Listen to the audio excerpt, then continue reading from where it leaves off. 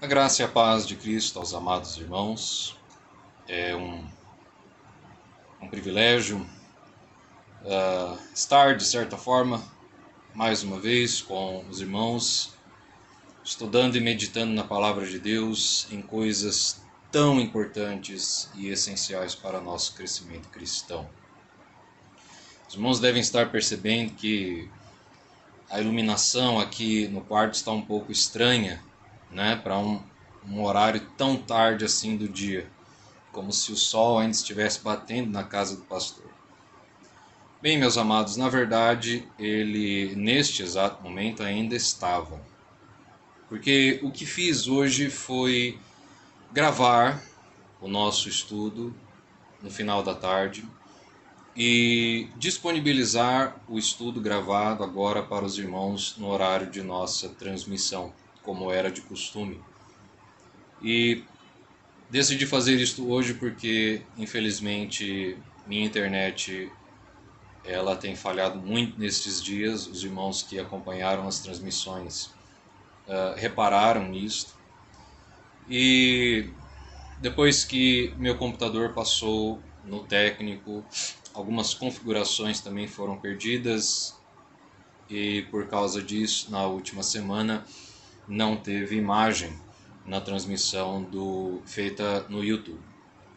Então, para não correr o risco de passar por estes problemas novamente, hoje eu decidi que eu gravaria antes do horário, para ter certeza que nada de errado aconteceria, e disponibilizaria para os irmãos no horário que já é de costume.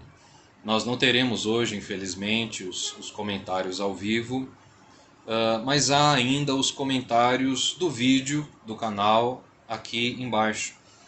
Se os irmãos quiserem deixar qualquer comentário, se os irmãos quiserem deixar pedidos de oração, se os irmãos quiserem compartilhar o que quer que seja, por favor, deixe abaixo nos comentários deste vídeo a sua contribuição para nós, meus irmãos. Nós vamos então dar início ao nosso estudo desta noite. Peço que você acompanhe comigo a leitura da Palavra de Deus, que encontra-se no livro do profeta Jeremias, capítulo 9. Livro do profeta Jeremias, capítulo 9.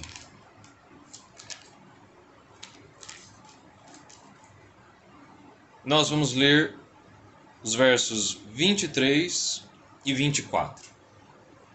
Jeremias, capítulo 9, versos 23 e 24.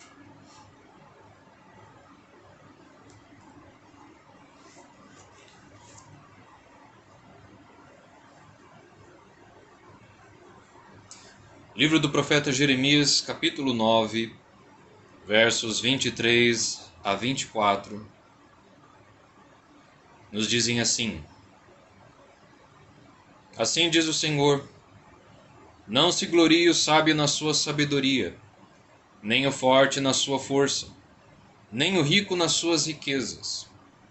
Mas o que se gloriar, glorie-se nisto, em me conhecer e saber que eu sou o Senhor, e faço misericórdia, juízo e justiça na terra. Porque destas coisas me agrado, diz o Senhor. Vamos orar nesse instante.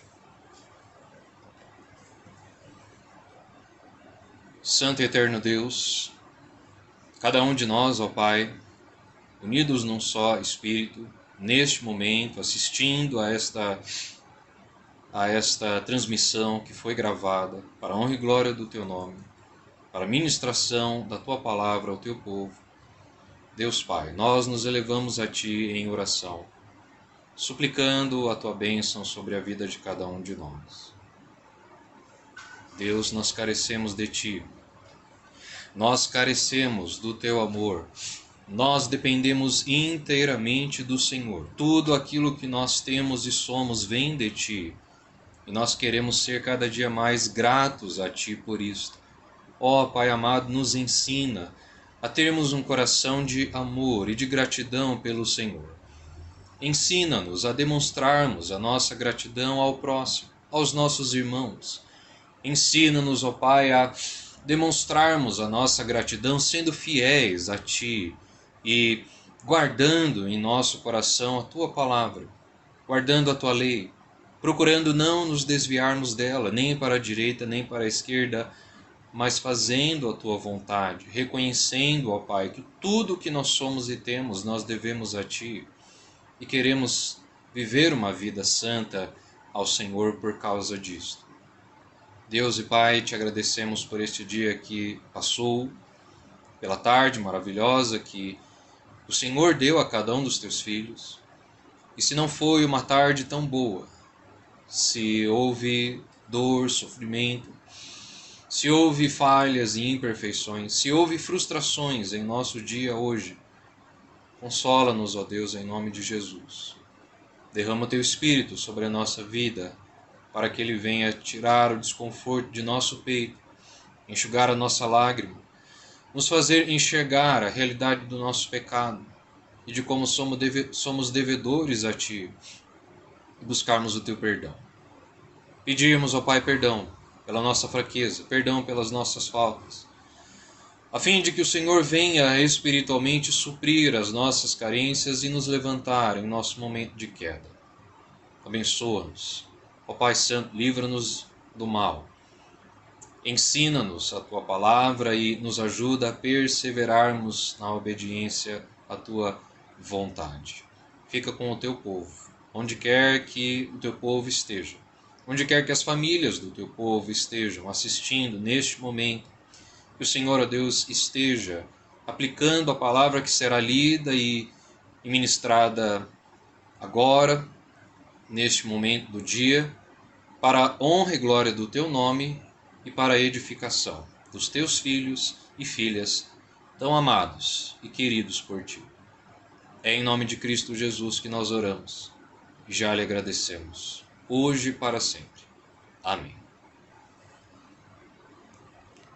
Nós vamos louvar a Deus neste momento cantando o hino de número 49.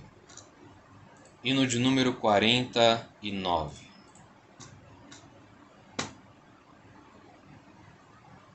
Hino de número 49.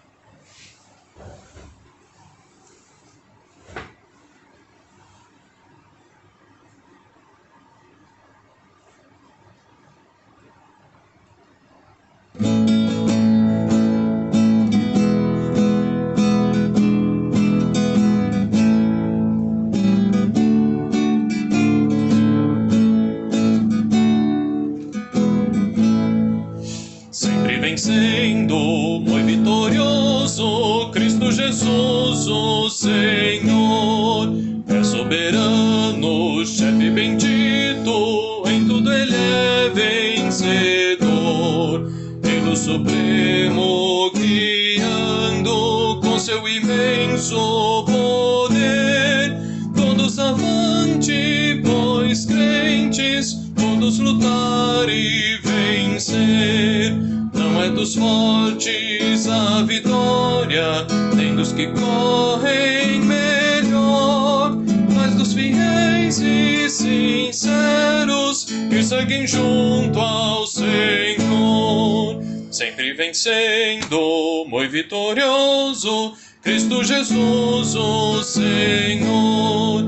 Em suas hostes inumeráveis, seu grande império e fulgor, em seu governo demonstra cuidado e amor sem igual. Sempre nos ama e protege com seu poder eternal. Não é dos fortes a vitória, nem dos que correm melhor, mas dos fiéis e sinceros que seguem junto ao Senhor.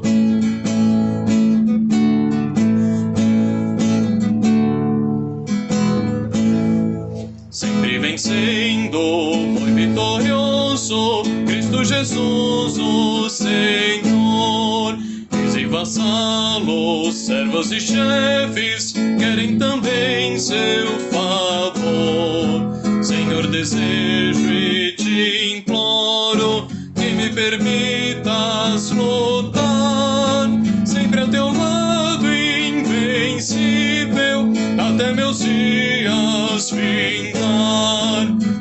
dos fortes a vitória, nem dos que correm melhor, mas dos fiéis e sinceros que seguem junto ao Senhor.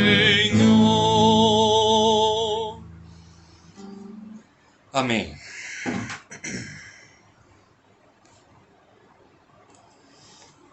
Nós vamos neste momento meditar na palavra de Deus, no texto que se encontra na primeira carta de Paulo aos Coríntios, capítulo 1.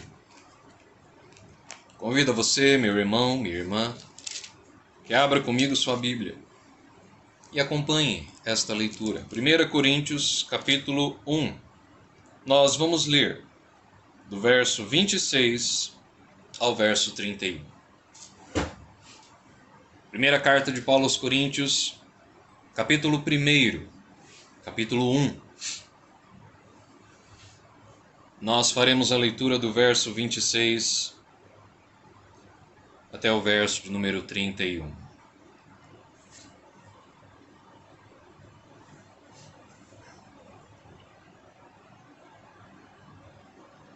Primeira Coríntios, capítulo 1, versos 26 a 31.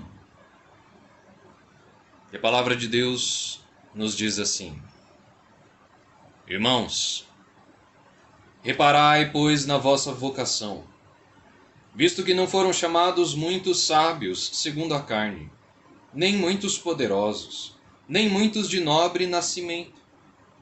Pelo contrário, Deus escolheu as coisas loucas do mundo para envergonhar os sábios, e escolheu as coisas fracas do mundo para envergonhar as fortes.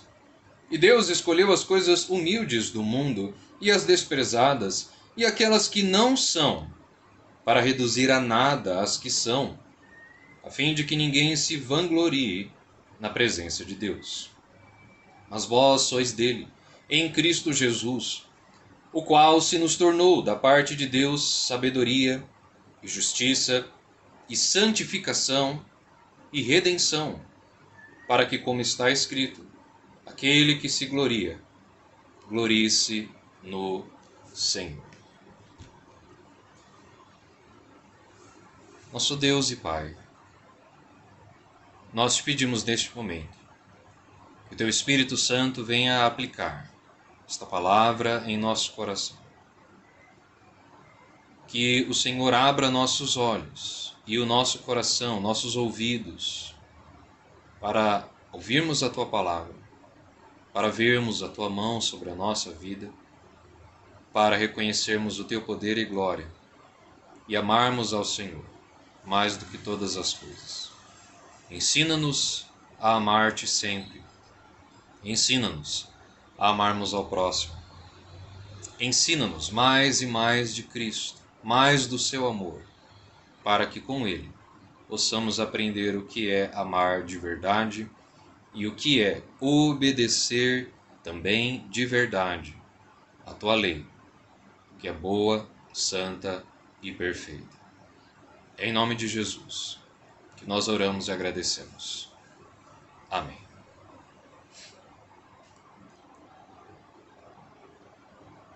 Bem, meus irmãos, no estudo que nós temos feito da primeira carta de Paulo aos Coríntios, nós temos visto que foi manifesto ao apóstolo, chegou ao conhecimento dele, o fato de que haviam coisas acontecendo lá naquela igreja, na sua ausência, que mereciam muito a repreensão e a correção do apóstolo Paulo para aqueles irmãos. E o apóstolo Paulo, então, debaixo da direção e da influência do Espírito Santo, ele, por meio desta carta, se propõe a fazer as duas coisas: repreender e corrigir aquela igreja, e fazer isto com toda a sabedoria e com toda fidelidade. Com uma postura adequada que misturou ternura e também autoridade, como era apropriado a alguém na sua posição, como líder, escolhido por Jesus Cristo, comissionado para ser apóstolo, para a igreja do Senhor. Depois de uma breve introdução na sua carta, Paulo acusa a igreja, em primeiro lugar, de discórdia e facções, de divisões no meio da igreja, e mostra qual era a origem, qual era a fonte destas divisões. Por que é que havia separação, divisão? Por que é que haviam partidos entre os irmãos da igreja, entre os irmãos de um só corpo, que deveria ser um corpo unido? E a causa disto era o orgulho e a vaidade daqueles irmãos, de muitos deles. A causa era o amor à ciência da época, o amor à eloquência, à lisonja, ao aprendizado que falsos mestres traziam dentro do contexto daquela sociedade, e talvez até tentassem introduzir isto na igreja, misturando a filosofia da época com os ensinamentos do Evangelho. Tudo isso contribuiu para o cisma, para as divisões escandalosas que estava acontecendo dentro da igreja, quando cada um, em vez de buscar aquilo que agradasse a Deus, de acordo com a sua palavra, buscava cada um aquilo que agradava a si mesmo. Como ele podia agradar a si, tentando ao mesmo tempo seguir o que parecia ser para ele o Evangelho de Cristo. Aquilo que ele ouviu na sua conversão, mas que estava pouco a pouco deixando de lado e abrindo espaço para aquilo que o mundo tem a ensinar. Mentiras, ilusões. Paulo, então, para combater este sentimento de orgulho e vaidade no meio da igreja, ele prescreve humildade.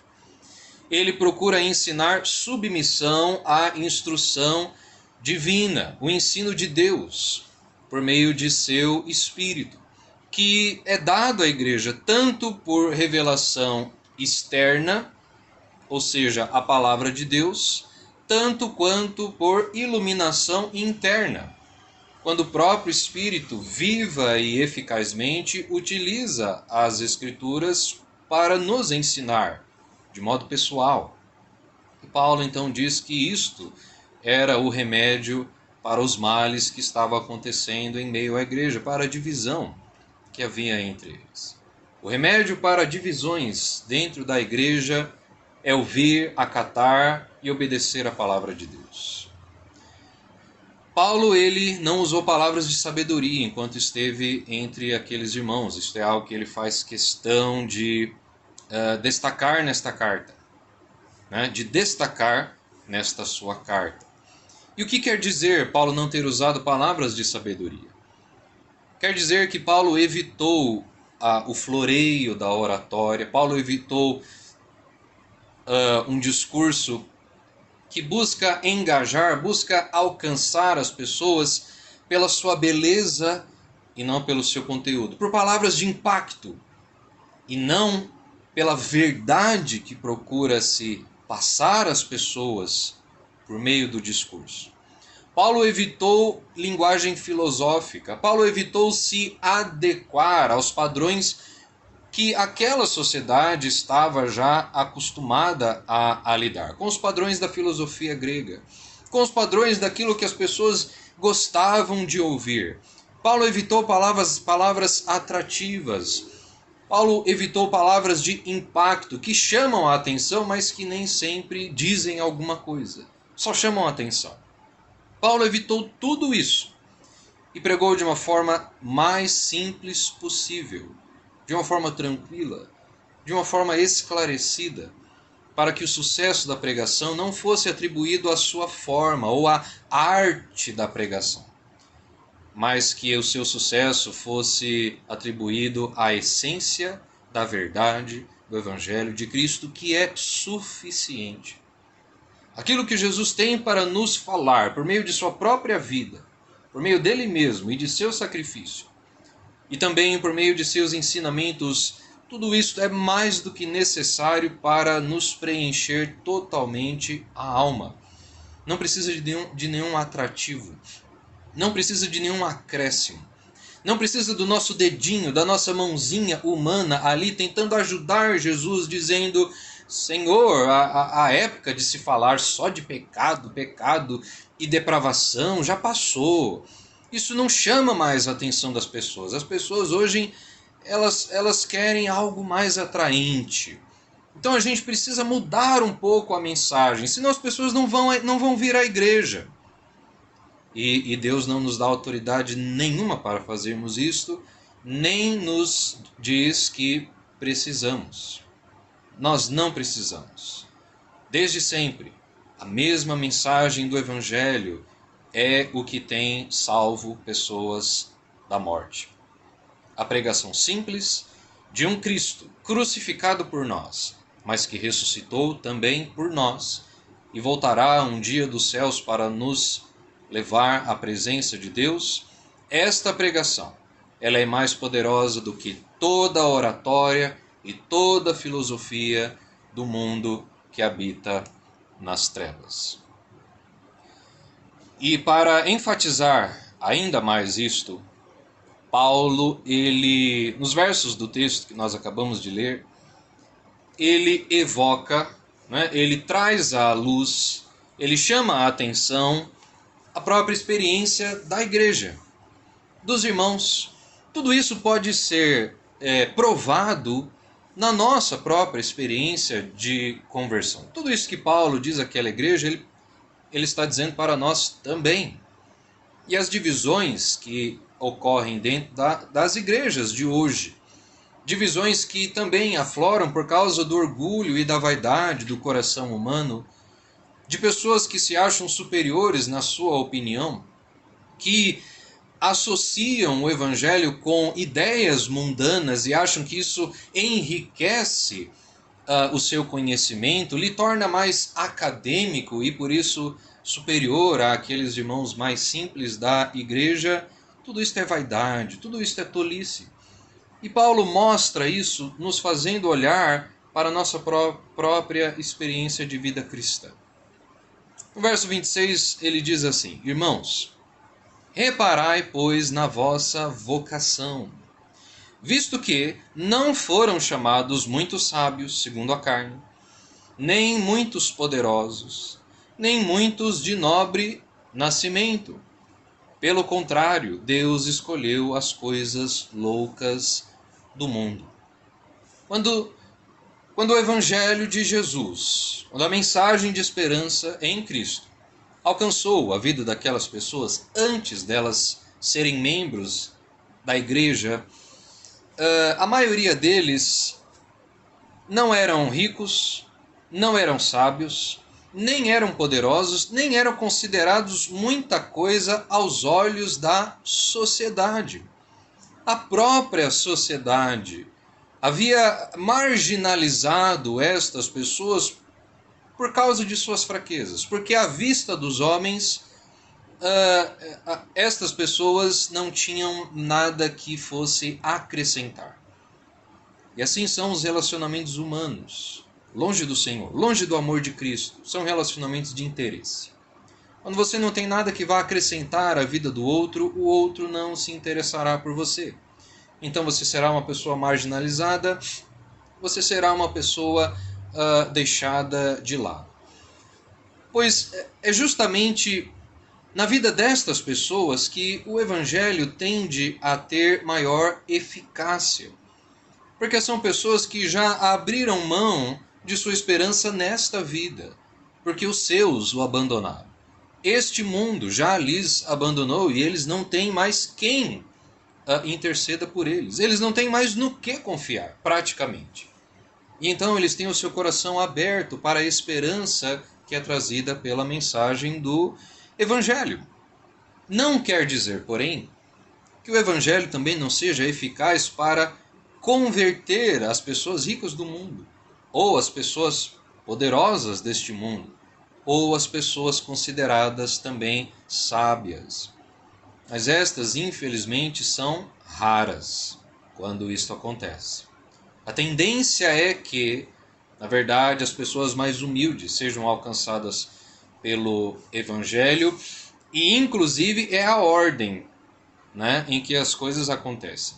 Jesus Cristo, ele veio primeiro para os que estavam doentes. Ele veio primeiro para aqueles que foram abandonados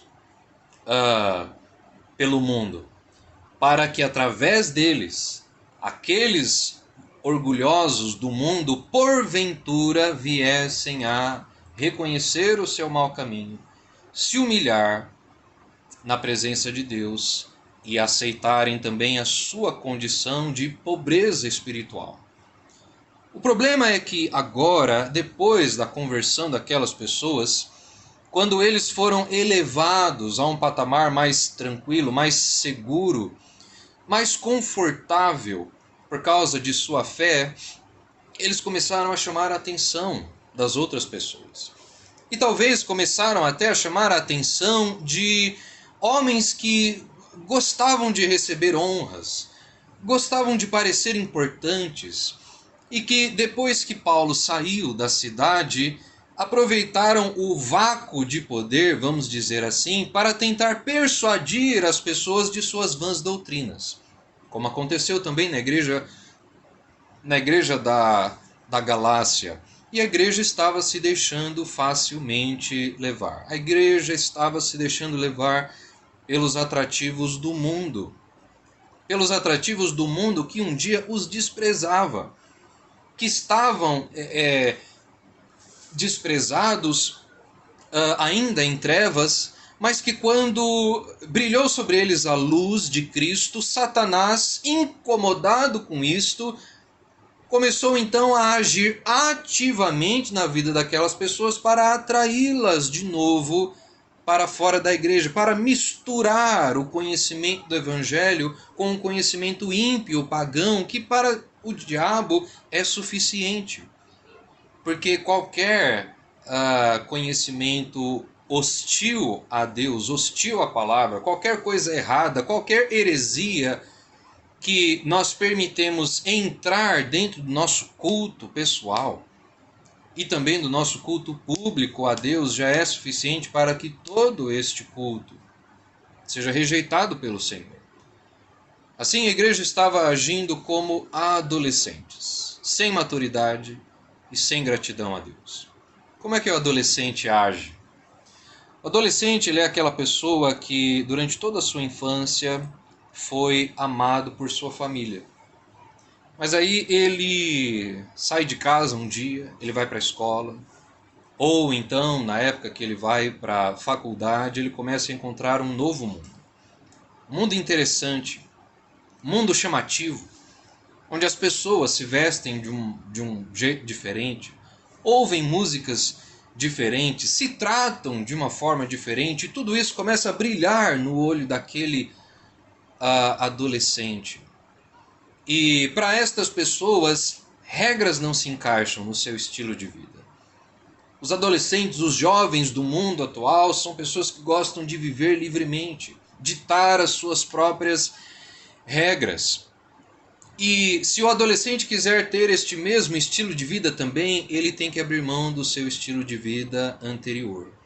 Mas os seus pais, que desde a sua infância, desde o seu nascimento, o amaram e procuraram lhe ensinar a verdade e a lei, se de fato fizeram isso, estes pais vão continuar a insistir para que o seu filho obedeça, para que o seu filho seja alguém obediente, seja uma pessoa respeitosa, seja uma pessoa que honre as autoridades. Então tudo isso entra num grande conflito, em que para aquele adolescente, que quando chega nesta nova sociedade, ele é desprezado, ele é zoado, ele sofre bullying.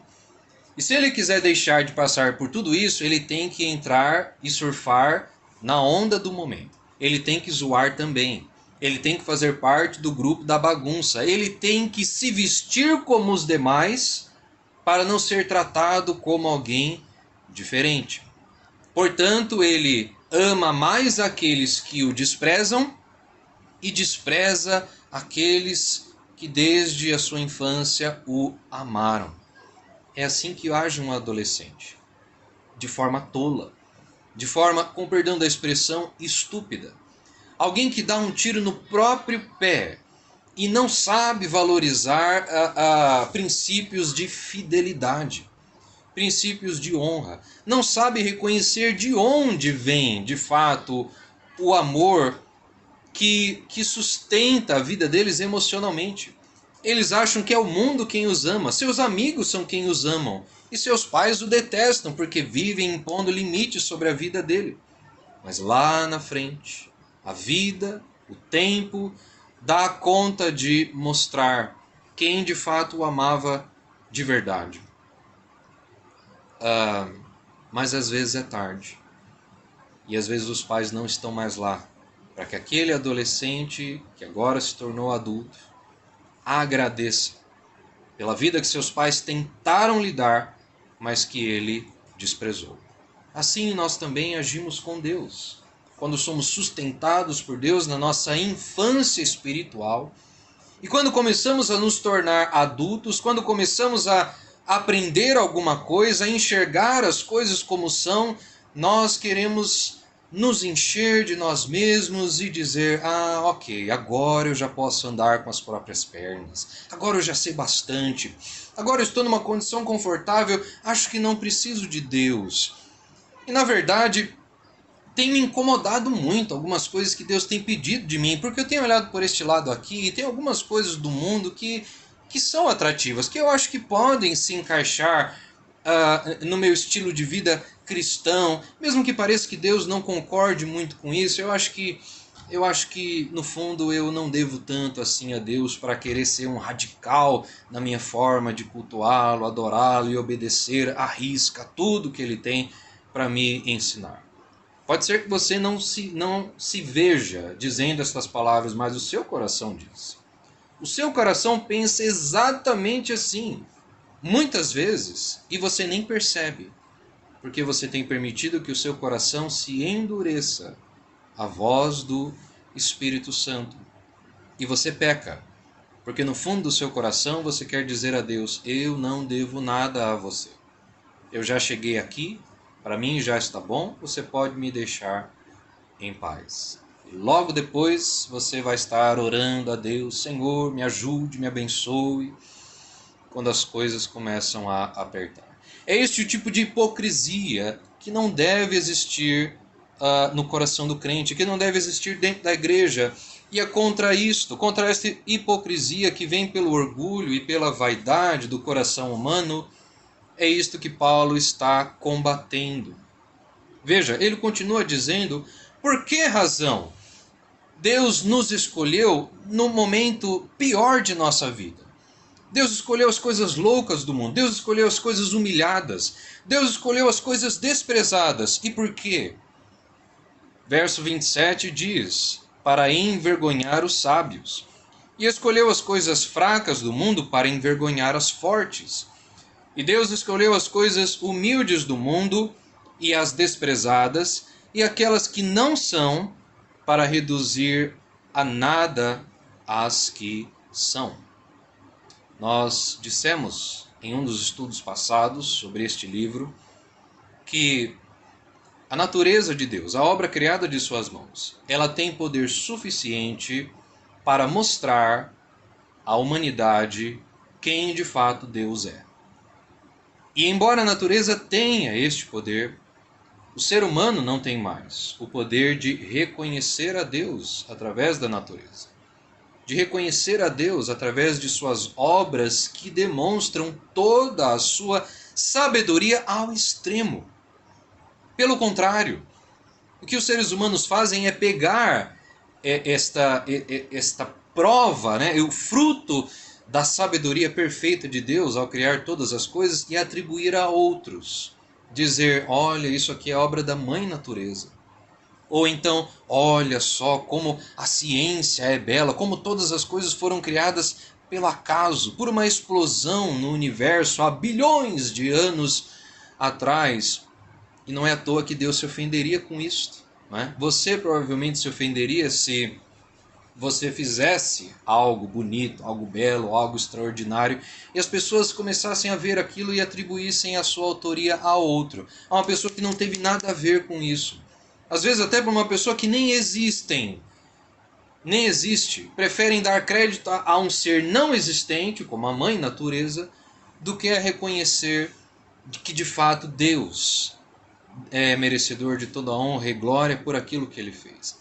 Então, justamente porque o ser humano é assim, Deus, ele para humilhar estas pessoas que na sua soberba se fazem deuses e querem sentar no trono de Deus, ele escolhe as coisas do mundo que o próprio mundo rejeitou. Na luta do mundo em querer superar a Deus, o mundo vai atrás de sabedoria, de riqueza e de poder.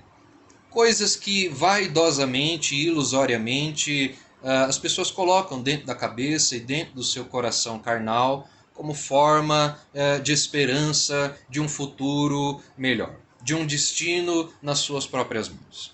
E todas as pessoas do mundo que não têm nada disso, os pobres, os miseráveis, os desonrados, os fracos, os tímidos, o próprio mundo despreza. Os próprios ímpios desprezam a si mesmos e só se envolvem em relacionamentos de interesse. Pois é a estas pessoas desprezadas pelo mundo que Deus vai em direção para salvá-las, para resgatá-las, para trazer a elas de novo esperança. Ele quebra o coração das pessoas, porque as pessoas precisam primeiro reconhecer que diante de Deus não são absolutamente nada. E Jesus então pega aquilo que o mundo desprezou e abençoa, e eleva, e enriquece de forma espiritual justamente para humilhar este mundo e mostrar como ele não é nada. Agora, isto quer dizer que Deus ele inverte as coisas? Né? O mundo está aqui em cima e aqui estão os desprezados. Deus pega então os desprezados e coloca lá em cima e reduz o mundo a nada, para que os desprezados então ocupem o lugar onde os poderosos da terra antes estavam, e olhem lá de cima e digam, ha, olha só onde é que nós estamos, zombem da gente agora. É para que nós tenhamos este tipo de comportamento? Não. O que Deus faz, na verdade, ao escolher as coisas loucas e desprezadas do mundo, é mostrar que aqueles que acham que estão ali no topo, na verdade, estão na mesma condição. E se alguém é elevado aqui, é porque está ligado pela fé a alguém que já está ali no topo e está ali por direito. E é o único que tem direito de ali estar. E nenhum homem, por maior que seja sua riqueza ou força ou sabedoria, conseguirá chegar ali sozinho. Mas é aquele que estava ali no alto, que desceu ao mundo para salvar aqueles que foram desprezados, é que pode nos elevar àquela condição. Sem ele, nós não somos nada. Quem é esta pessoa? Nós sabemos quem ela é. Nós devemos tudo a ele. Conforme na sequência do texto, Paulo diz, verso 29, a fim de que ninguém se vanglorie na presença de Deus, ou seja, Deus não está invertendo, Deus só está mostrando que todo mundo, na verdade, está no mesmo patamar.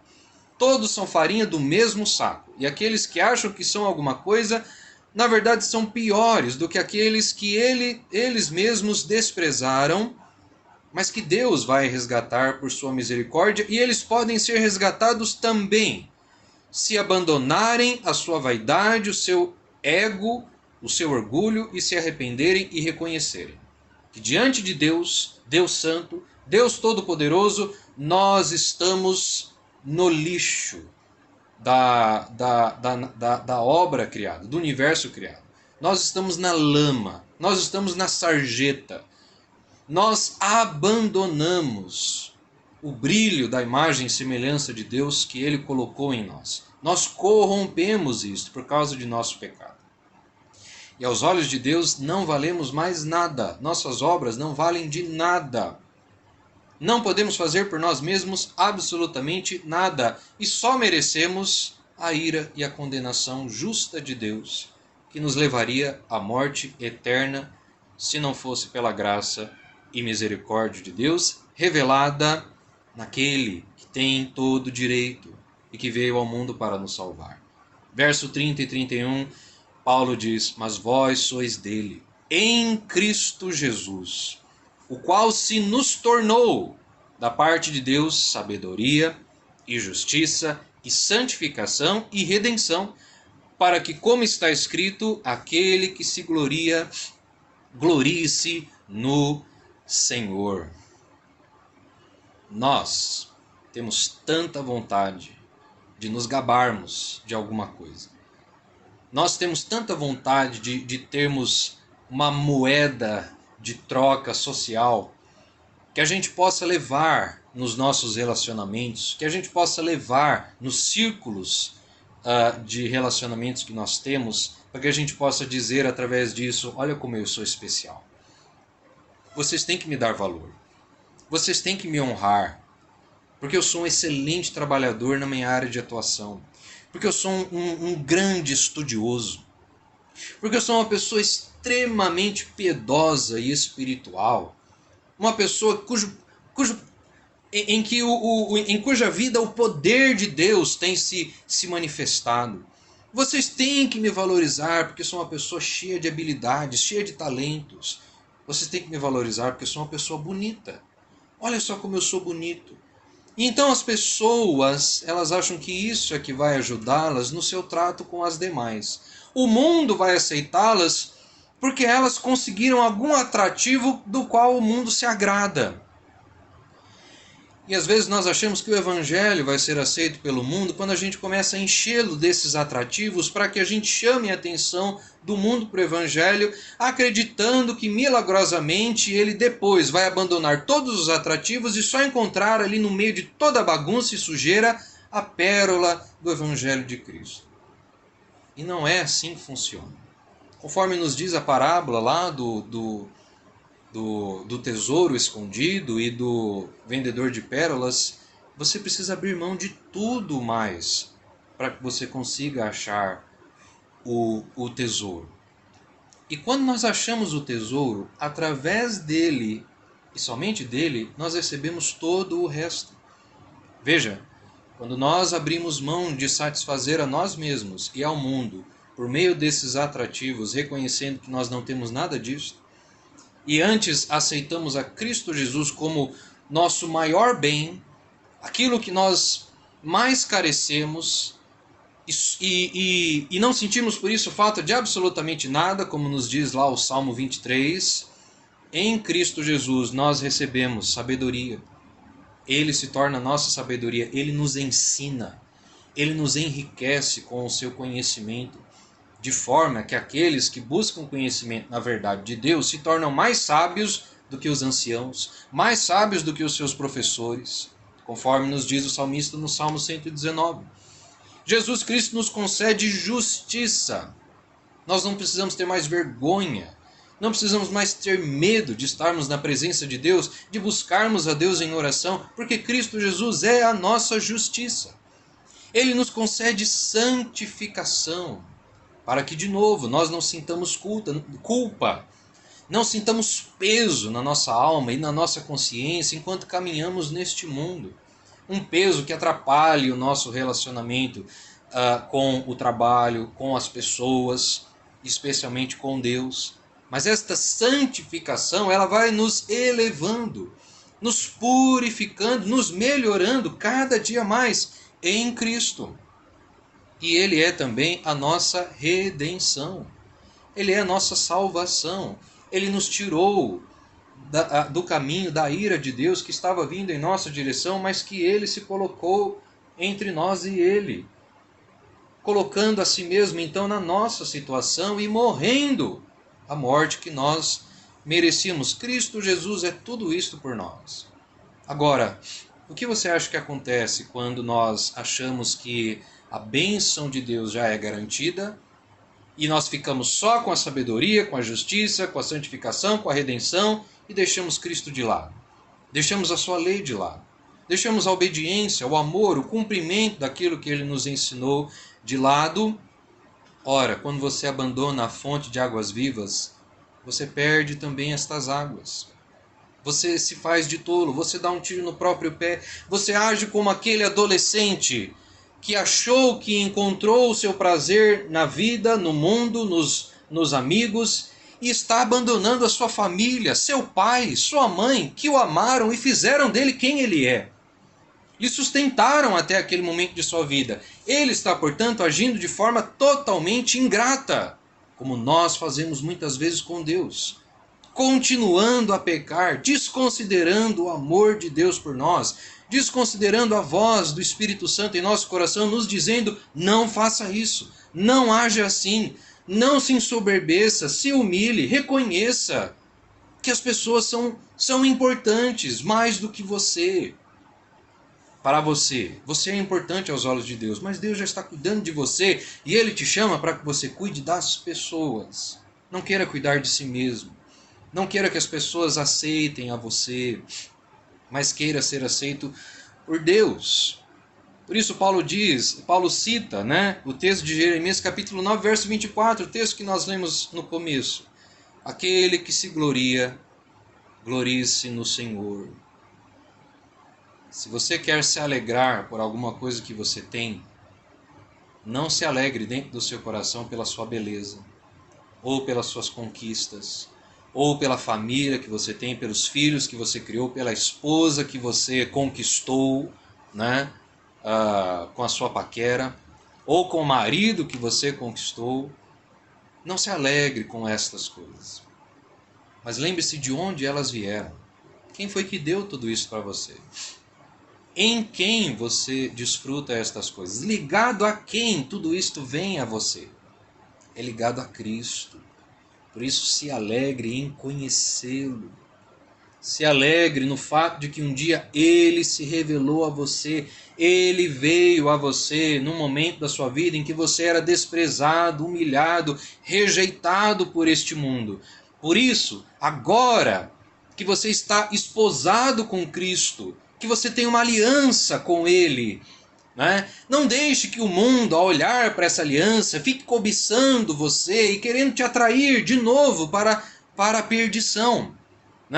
Quando o cara ele é mais ou menos, ele é feinho, e ninguém está interessado nele, mas por algum milagre começa a namorar, infelizmente tem mulheres que só de ver a aliança na mão de um homem já ficam cobiçosas em querer atraí-lo, querer conquistá-lo e mostrar todo o seu poder, toda a sua beleza, toda a sua capacidade. Não estou dizendo que só mulheres fazem isso. Homens também fazem. E o mundo faz isso conosco. Satanás faz isso conosco. Ele quer nos tirar do nosso relacionamento puro, santo e perfeito com Jesus e nos fazer adulterarmos, cometermos adultério contra Cristo com as paixões deste mundo, paixões carnais. Não deixe que isto aconteça na sua vida, meu irmão. Não deixe que isto entre na igreja e comece a causar divisões. É muito fácil, depois de nos situarmos em uma condição confortável na nossa vida, nos esquecermos de Deus. Nós fazemos isto diariamente e devemos nos envergonhar disso. Será que nós não devemos ainda nada ao Senhor? Será que nós, na verdade, não devemos tudo ainda a Ele? Então, se você quer viver dias felizes, se você quer ver dias bons na sua vida, na vida da sua família, se você quer desfrutar da eternidade com Deus, não abandone aquele que é responsável pela sua felicidade.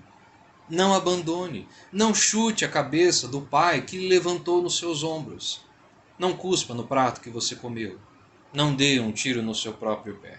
Não continue pecando. Não tente ao Senhor, seu Deus. E nós, como igreja, não devemos nos moldarmos aos padrões do mundo, nos esquecendo que um dia nós fomos por Ele desprezados. Quando nós não éramos nada, quando não tínhamos nada, o mundo não queria nada conosco. Mas Deus quis. Então, ame a Deus mais do que ao mundo. Valorize o amor que Deus demonstrou por você, porque o amor deste mundo é interesseiro. As coisas que o mundo tem para nos oferecer é só para nos atrairmos para, de novo, um lamaçal de pecado. É só para que nós, junto com eles, pereçamos a morte que já está destinada a eles, mas que eles não querem reconhecer e nem abrir mão, porque não querem obedecer a Deus. O seu coração já se endureceu. Mas Deus quebrou o nosso e pode quebrar o deles também. Mas nós temos que dar bom testemunho. Não nos amoldando às paixões desta vida, mas sustentando os princípios da verdade e da fé, independente do que isto nos custe neste mundo, para que nós possamos, através do nosso bom testemunho, envergonhar aqueles que acham que são alguma coisa, que têm alguma coisa longe de Deus, para que eles possam ser convencidos pelo Espírito Santo através de nós e venham também ser alcançados pelo poder do Evangelho de Cristo Jesus. Devemos a Ele toda a nossa fidelidade. Que Deus assim nos abençoe. Amém. Vamos louvar a Deus neste momento cantando o hino 225. Hino 225.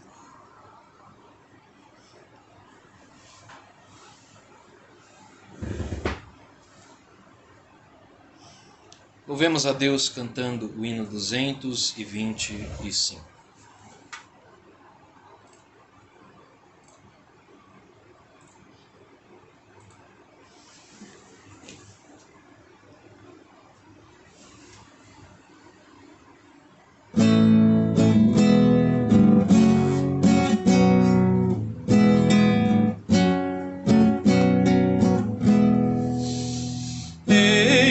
Meu Salvador aqui, corpo e alma oferto a ti, servo inútil sem valor, mas pertenço a meu Senhor.